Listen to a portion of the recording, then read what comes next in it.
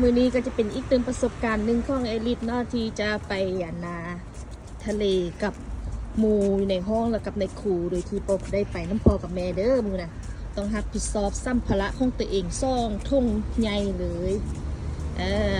ต้องไปซอยเลือดตัวเองแม่นบ่เฮ็ดทุกอย่างเอง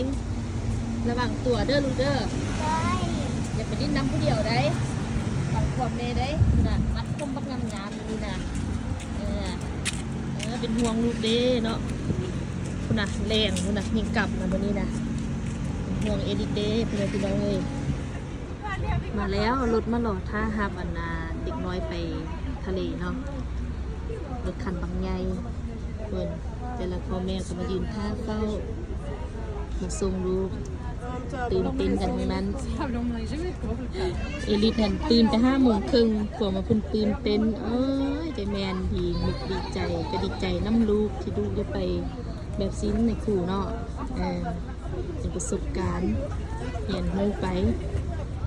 มาแล้วเด็กน้อยที่จะไปทะเลอีสายเอลิทค่อยนะดาวิกาค่อยนะอีสายไปกันซ่องห้องเลยเนาะถ้าเบิ่งเอลิทอีสายเนาะเตรียมขึ้นรถแล้วเด็กน้อยไปกันซ่องห้องเนาะ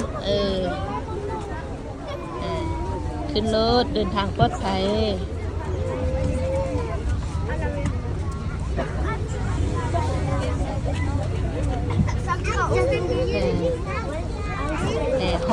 ห้องเอลิทมาแล้วห้องเอลิทในคุยเนี่ยในครูผู้นี้ในครูเอลิทนะมาแล้วห้องเอลิทมาแล้ว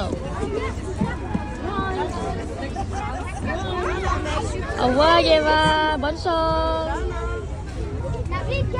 นี่ดาวิกามาแล้วเอลิทมาแล้วบอนซองสู้ๆเดินทางปลอดภัยนะลุงเด้อระวังตัวเด้อแม่คิดฮอดเด้อว่าเอาว่าคิดฮอดลูกคิดฮอดเด็กน้อย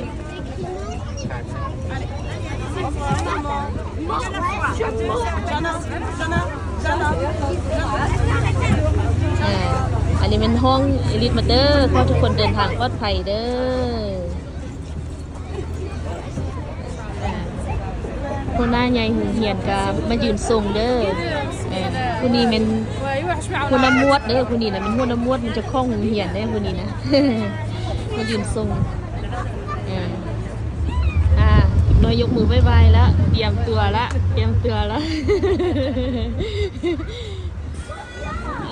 เดินทางปลอดภัยบ๊ายบายบอนซอง